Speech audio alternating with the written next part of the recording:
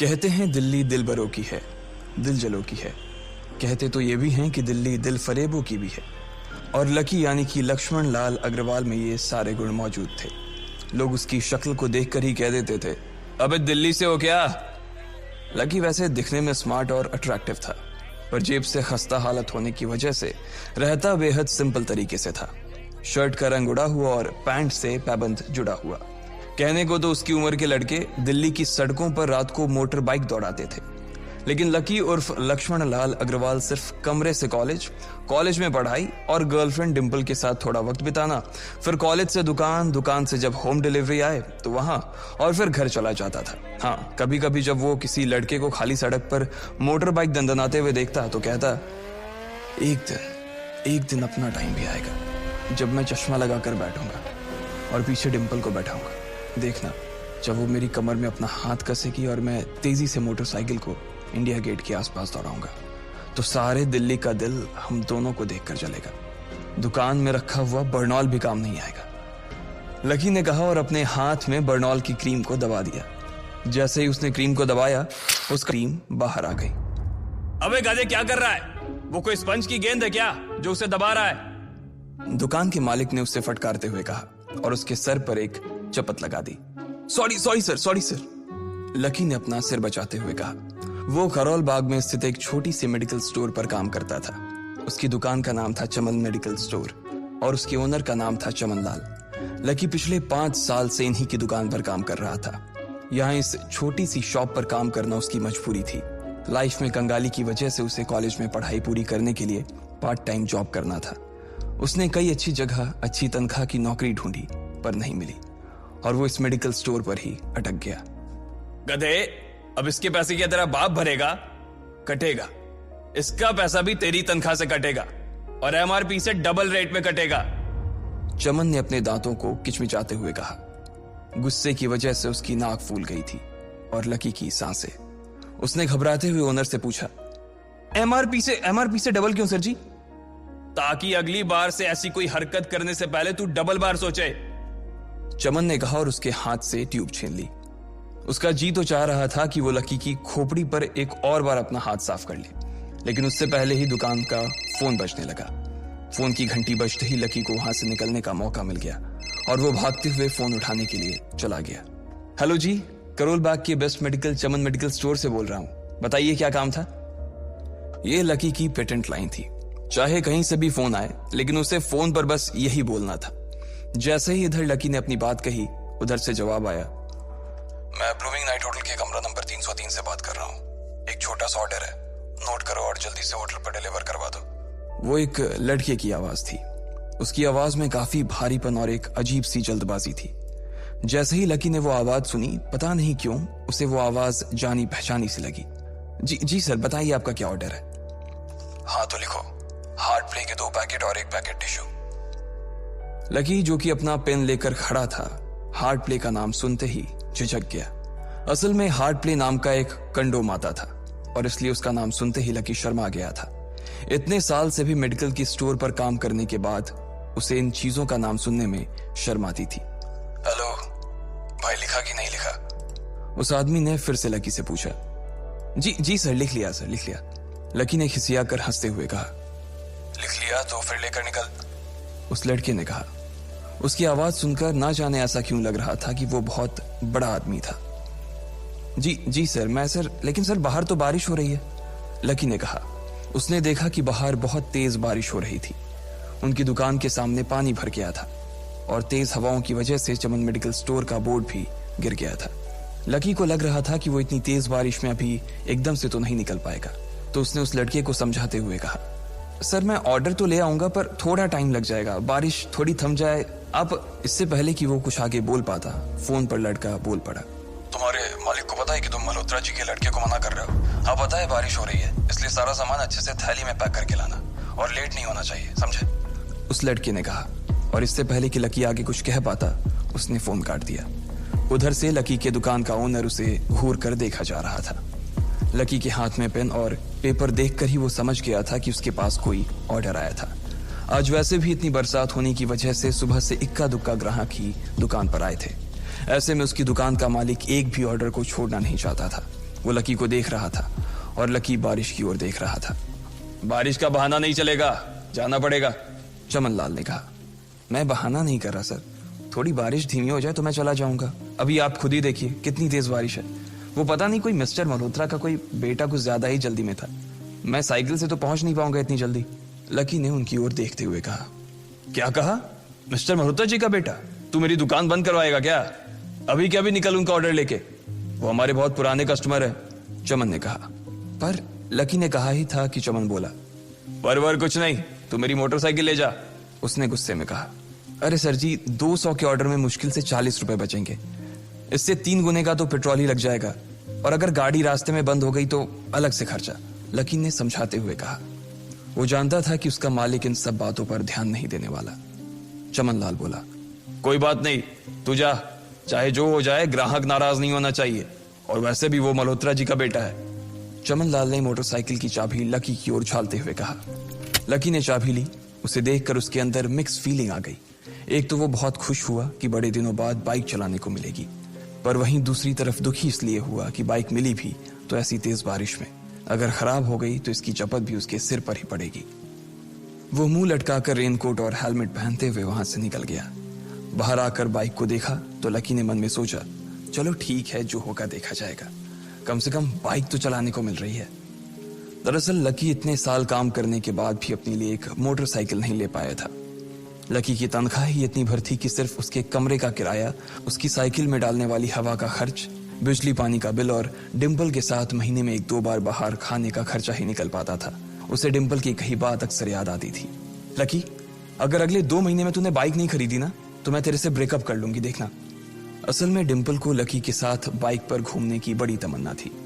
Lucky की इस उजाड़ जिंदगी में एक वही तो थी जिसके लिए जिंदा रहने को उसका जी चाहता था। जब भी वो उससे बाइक की बात करती तो लकी डिम्पल की इस बात को हंसकर टाल देता था। वो अपने मन में इस बात को अच्छे से जानता था कि डिम्पल उससे बहुत प्यार करती थी और वो उससे कभी छोड़ कर नहीं जा सकती थी। वो दोनों एक दूसरे में ऐसे घुले मिले थे जैसे बादल बरसात में घुल जाती है। लकी को डिम्पल बहुत पसंद थी और वो उसके लिए दुनिया जहां की खुशियां खरीद कर ला देना चाहता था। वो चाहता था कि एक दिन वो डिम्पल को प्लेन में बैठाए, लेकिन उसके ये सब ख्वाब इस कम तनख्वाह की नौकरी की वजह से कभी पूरे नहीं होने वाले थे। पर आज उसके पास एक मौका था। वो डिम्पल को अपने साथ इस बारिश में राजपथ घुमाना चाहता था। वो उसे दिल्ली दिखाना चाहता था। चमनलाल को देने के लिए उसने पहले से ही बहाना सोच रखा था। बस जल्दी से वो ये डिलीवरी देकर सीधे डिम्पल के पास ही जाने वाला था। उसने होटल ब्लूमिंग नाइट के बाहर मोटर बाइक पार्क की और सीधे होटल के अंदर चला गया। लकी ने रिसेप्शन पर पहुंचकर नमस्ते करते हुए रिसेप्शनिस्ट को बोला, जी मैं चमन मेडिकल स्टोर से आया हूं, रूम नंबर 303 का ऑर्डर था सर। रिसेप्शन पर खड़ा आदमी उसके हाथ में काली थैली को देखकर समझ गया था कि उसमें क्या था और वो मंद ही मंद मुस्कुराते हुए बोला, 3rd फ्लोर पर है, लिफ्ट से चले जाओ, रेनकोट यहीं उतार देना। जैसा उस आदमी ने कहा लकी ने ठीक वैसा ही किया और लिफ्ट में चढ़ने के कुछ ही देर बाद वो 3रे माले पर पहुंच गया था। वो रूम नंबर 303 के बाहर पहुंचा और उसने डोरबेल बजाई। जैसे ही दरवाजा खुला लकी ने थैली आगे बढ़ाते हुए कहा, नमस्ते, मैं चमन मेडिकल स्टोर से लकी, ये आपका। इससे पहले कि लकी आगे कुछ कह पाता उसकी आंखें फटी की फटी रह गई थी। उसने अपने सामने जो देखा उसके बाद उसे ऐसा लगा कि बंद छत के नीचे भी उसके ऊपर आसमान से आकर एक जोरदार बिजली गिर गई थी। उसके सामने एक लड़की खड़ी थी।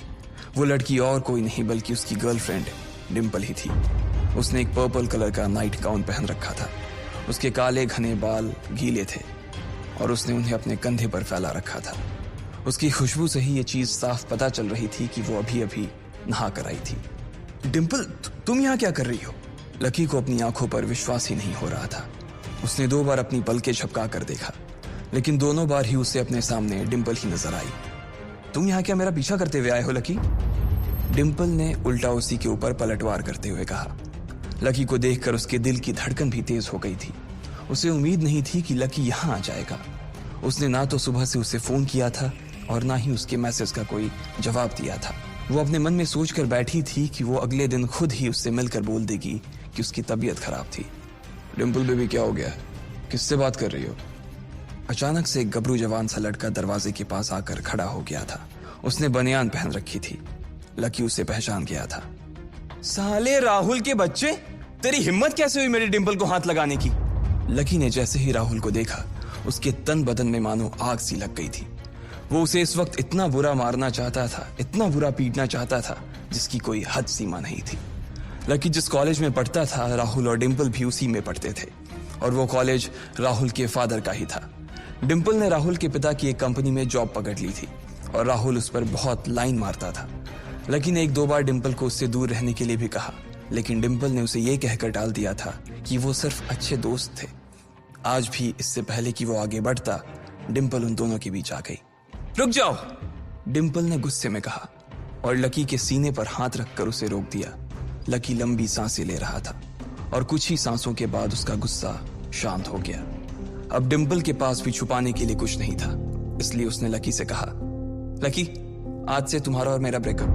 ब्रेकअप? लकी के पैरों के नीचे से जमीन खिसक गई थी। उसकी आंखें नम हो गई। लकी को उसकी बातों पर विश्वास नहीं हो रहा था। उसने डिंपल की ओर देखा और बोला, डिंपल, हम पिछले 1 साल से एक दूसरे के साथ हैं और तुम हो कि मुझसे ब्रेकअप करना चाहती हो? अरे मैं तो तुम्हारे लिए नई बाइक लेने वाला था। चल रहने दे, आज ही याद आई है तुझे बाइक की। अरे तेरे पास मुझे बाहर घुमाने के लिए, खिलाने पिलाने के लिए पैसे तो है नहीं। तू कहां से लेगा बाइक? और अगर ले भी लेगा तो उसमें पेट्रोल कहां से डलवाएगा? तेरी 8,000 रुपए महीने की नौकरी, उसमें होगा ये सब? लोग हंसते हैं मेरे ऊपर जब मैं सरोजनी में तेरे साथ घूमती हूँ। मैं ऐसी लाइफ नहीं जीना चाहती लकी। मैं तेरी तरह गरीब नहीं रहना चाहती। तूने मुझे फंसाया था, उल्लू बनाया था तूने मुझे, इसलिए मैंने राहुल से मैचअप कर लिया है। आज से यही मेरा बॉयफ्रेंड है, डिंपल ने गुस्से में कहा।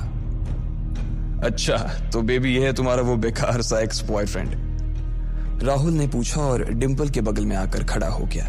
फिर उसने लकी के हाथ से थैली उठाई और उसमें से हार्ड प्ले का पैकेट निकालकर उसे चिढ़ाने के लिए उसे हवा में लहराने लगा। बाप रे, इससे बदकिस्मत इंसान इस दुनिया में और कौन होगा? राहुल ने उसकी टांग खींचते हुए कहा। लकी के पास उसकी बात का कोई जवाब नहीं था। उसने गुस्से से डिंपल की ओर देखा और अपनी हाथों की मुट्ठी भींच ली। फिर वो वहां से निकल गया। अबे पैसे तो ले जा, सब कुछ फ्री में देता जाएगा क्या? राहुल ने जोर से ठहाके लगाते हुए कहा, लेकिन लकी बिना उसकी बात सुनते ही निकल गया। उसके दिमाग में डिंपल के कहे शब्द गूंज रहे थे। उसने कभी सपने में नहीं सोचा था कि डिंपल उसके साथ कुछ ऐसा भी कर सकती थी। जिस इंसान के लिए वो इतना कुछ करना चाह रहा था, उसे उसकी कोई कदर ही नहीं थी। लकी इतना हताश हो गया था कि बुरी तरह से रोने लगा। इस बार वो लिफ्ट से नहीं बल्कि सीढ़ियों से नीचे उतरा और एक सीढ़ी उतरने के साथ उसके आंसू आंखों से छलकते जा रहे थे। जब उसकी आवाज सुनकर कुछ लोग अपने कमरे से बाहर आए तो लकी ने तुरंत अपने आंसू पोंछे और तेजी से वहां से भाग गया। उसे जिंदगी में पहली बार प्यार हुआ था और पैसों की कमी की वजह से ना सिर्फ उसका प्यार बल्कि उसकी पूरी जिंदगी बर्बाद हो गई थी। लकी जैसे ही बाहर आया तो उसने देखा कि बाहर अंधेरा हो गया था। आसमान में तेज बिजली कड़की और बारिश जो थमी थी एकाएक फिर से झमाझम बरसने लगी। ये देख लकी के थमे हुए आंसू एक बार फिर से छलक गए। उसका दिल बुरी तरह से टूट चुका था, लेकिन उसे इस बात की खुशी भी हो रही थी। आखिर आज उसे डिंपल का असली चेहरा नजर आ गया था। वो तो उसके साथ घर बसाने की सोच रहा था, लेकिन अच्छा हुआ कि उसने पहले ही उसका घर बर्बाद होने से बचा लिया। लकी को दुख तो बहुत हो रहा था, पर उसे यह भी लग रहा था कि उसे आगे चलकर यही दुख उसे खुशी देने वाला था। लेकिन एक चीज थी जो लकी को परेशान कर रही थी, वो थी उसकी माली हालत। उसकी जेब इतनी तंग थी कि उसे फटी हुई जेब की पैंट पहनकर घूमना पड़ता था। कभी कभी तो लकी सिर्फ रोटी खाकर दिन काट लेता था। वो कब से कोशिश कर रहा था कि कोई अच्छा काम पकड़ सके, लेकिन उसे कोई काम देने को राजी नहीं था। उसने टूटे हुए दिल को दिलासा देते हुए मन में सोचा कि डिंपल पर खर्च होने वाले पैसे बच जाने से शायद उसके हालत सुधर जाएंगे। पर फिर भी वो रातों रात रईस नहीं हो जाने वाला था। उसने ऊपर आसमान की ओर देखा और जोर से चिल्लाया, अगर इतना ही अनलकी बनाना था तो फिर नाम लकी क्यों रखा भगवान? वो जितनी जोर से चिल्ला सकता था उतनी जोर से चिल्लाया।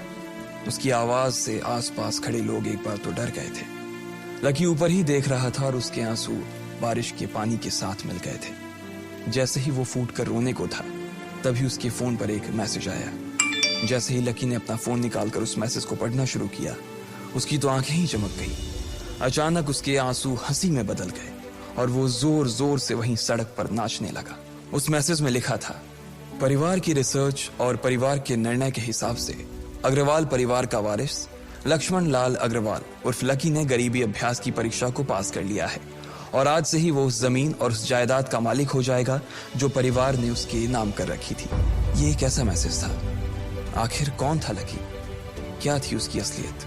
और वो कैसे रातों रात ही अनलकी से लकी हो गया था? आपको क्या लगता है, क्या होंगे इन सभी सवालों के जवाब? कमेंट बॉक्स में कमेंट करके जरूर बताएं। और सभी सवालों के जवाब को जानने के लिए सुनते रहिए इंस्टा मिली।